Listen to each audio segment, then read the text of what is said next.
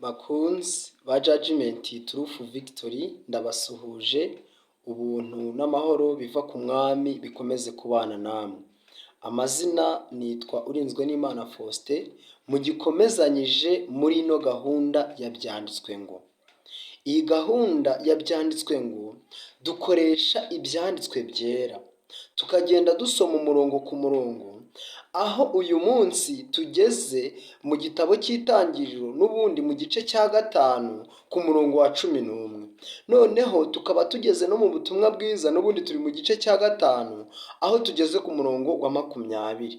Rero nifuza yuko turushaho kugenda tumenya, dore ko ibyanditswe byera byahumetswe n'Imana.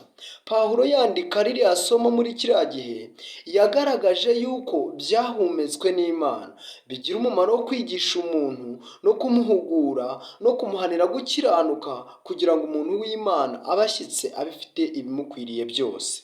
Rero niyo mpamvu nanjye nifuza yuko dusoma kandi tugasoma ibyanditswe kugira ngo birusheho kutuyobora. Munyemere mbere yuko dukomeza rero tubanze dusenge Imana. Data wa twese uri mu ijuru, turagushimye. Tugushimiye yuko waturemye tukaba tugihumeka, tukaba tuzi gutandukanya icyiza n'ikibi. Izina ryawe rihabwe icyubahiro. Abana bawe bateze amatwi iri jambo, mbasabiye umugisha, ndetse nanjye ukomeze kubana nanjye, maze twese niturushaho gukizwanwa tukazajyanwa mu bwami bwawe. Icyubahiro kibi cyawe ukomeze kutubera byose muri uno mwanya. Byose tubisabye twizeye mu izina rya Yesu, amen. Rero bakunzi ba Judgment Truth Victory, nifuje mbere yuko nkomeza yuko hari amagambo basomera ari mu gitabo cy'uburezi. Ni igitabo cyanditswe n'umwanditsi w'umunyamerika witwa Ellen Goldhormon. Rero uyu mwanditsi yanditse amagambo akomeye muri icyo gitabo cy'uburezi. Munyemereye nyabasomere kuri paje y'126. Yaranditse avuga ngo: agaciro ko kwiga Bibiliya ntikagaragarira gusa mu gucukumbura ushaka kumenya ukuri no kugushyira hamwe, ahubwo kagaragarira no mu muhati ukoresha kugira ngo usobanukirwe n'ibyo ivuga. Ubwenge buhugira mu bintu bisanzwe gusa buragwingira kandi bukagira intege nke. Ubwenge buhora mu bintu bimwe buragwingira kandi bukagira intege nke. Umwanditsi yarakomeje avuga ngo iyo butigeze bukoreshwa ngo busobanukirwe ibyerekeye ukuri gutangaje kandi kwagutse, nyuma y'igihe gito bwa bwenge butakaza ubushobozi bwo gukura. Nta kindi kintu cyahwana n'ijambo ry'Imana nk'uburyo rukumbi bwo kwirinda uko gusyigingira k'ubwenge, kandi rikaba n'umusemburo wo gutera imbere kwabwo. Bavandimwe, ijambo ry'Imana ni umusemburo wo kugira ngo ubwenge bwacu bwe gusyigingira. Rero ahangaha umwanditsi yakomeje yerekana ijambo ry'Imana agaciro rifite. Yarakomeje avuga ngo ikindi kandi Bibiliya ifite ubushobozi buhebuje mu guteza imbere kamere y'iby'umwuka. Umuntu waremewe gusabana n'Imana ashobora kubonera ubuzima nyakuri n'iterambere muri uko gusabana, kubera ko umuntu yaremewe kujya akura umunezero uhebuje ku Mana. Nta handi hantu ashobora kubona ibintu byanezeza iby'umutima wifuza ngo bimumare inzara n'inyota mu bugingo. Umwanditsi yakomeje avuga amagambo meza cyane, ariyo nifuza ko urushaho kumva mu gihe tuba turi kwiganira ijambo. Ujye wumva neza yuko uri buhuriremo n'uwaryandikishije. Yarakomeje aravuga ngo uwiga ijambo ry'Imana afite umutima umaramaje kandi ushaka kwigishwa, ashaka gusobanukirwa ukuri kuyirimo, azahuriramo n'uwayandikishije. Bavandimwe, umuntu wifuza kuyiga yicishije bugufi, ashaka gusobanukirwa, azahuriramo n'uwayandikishije. Kandi usibye ko ubwe yabyihitiramo, naho ubundi gutera imbere kwe nta rubibi bifite. Bavandimwe, umuntu wiga ijambo ry'Imana yicishije bugufi ntabwo ashobora gusubira inyuma, ahubwo ahora atera imbere, ahora yifuza kumenya, dore ko uwaryandikishije aba ari we uri kumutera imbaraga. Mukunzi wa Judgment Truth Victory, nifuza ko twazagendana. Uko tugenda turambura impapuro zera, Imana izakomeza kubana natwe kandi tuzasangamo uwaryandikishije. Dusomye yuko nta rubibi wagira mu gutera imbere mu by'ubumenyi keretse wowe ubwawe ubyihitiyemo. Umwanditsi yarakomeje avuga ngo bitewe n'imvugo zitandukanye zakoreshejwe muri Bibiliya ndetse n'insanganyamatsiko zinyuranye ziyirimo, Bibiliya ikurura abantu bose kandi igakora ku mitima yabo. Muri yo uhasanga amateka ya kera cyane, ugasangamo imibereho nyakuri y'abantu babayeho, ugasangamo amahame ubutegetsi bw'igihugu bwagenderagaho n'amabwiriza mbonezamubano yagengaga imiryango. Iyo ubyitegereje usanga ari amahame ubwenge bw'umuntu butarigera bugeraho. Rero Bibiliya irimo imitekerereze yimbitse cyane n'ibisigo by'akataraboneka biryoheye amatwi kandi binyura umutima. Bavandimwe, ikindi kigeretse kuri icyo ni uko insanganyamatsiko shingiro Bibiliya yigisha ndetse akaba ari nayo izindi zose muri Bibiliya zikubiyemo, ni inama y'agakiza, ni inama yo gucungurwa kwacu. Niyo mpamvu uzagenda ubona Bibiliya yanditse mu buryo butangaje kandi buteye ubwuzu. Rero muvandimwe, nifuza ko twazakomeza kugendana kandi Uwiteka azatuyobora mu kuri kose. Rero muvandimwe, igihe turi kwiga ibyanditswe byera ni uko dusangamo umutima w'Imana, dusangamo Imana ubwayo, hanyuma ikatwimenyesha. Rero nakurakira kugira ngo tuzakomeze tubane kandi Uwiteka azakomeze kukuyobora mu kuri kwe nk'uko yabisezeranye.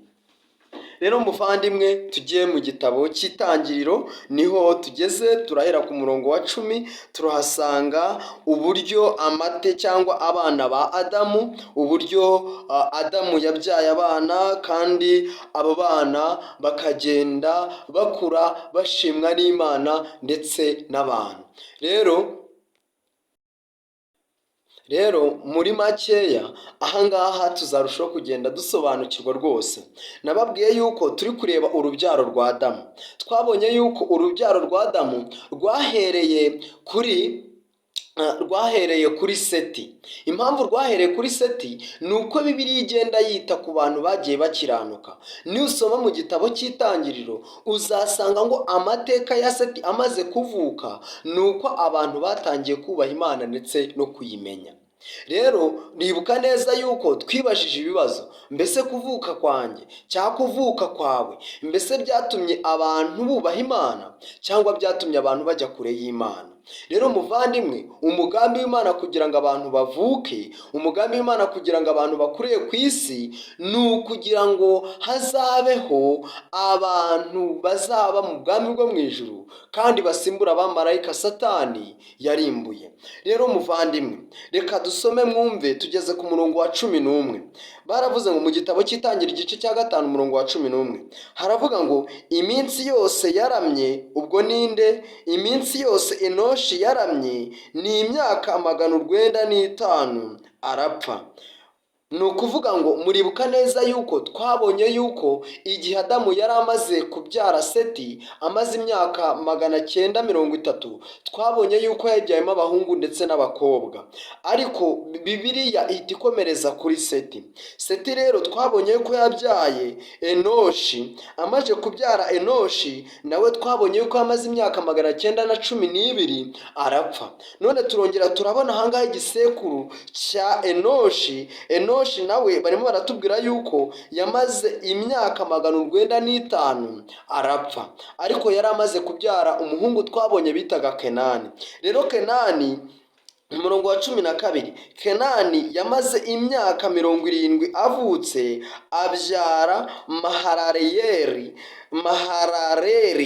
Amaze kubyara Maharareri, Kenani arongera amara imyaka 840 ayibyaramo abahungu n'abakobwa. Iminsi yose Kenani yaramye ni imyaka 910, arapfa. Bavandimwe, munyemerere tugarukire kuri uno murongo, hanyuma umurongo wa 15 tuzawureba ejo, tureba abana ba Kenani ndetse n'uburyo bagiye bakura bahimbaza Imana.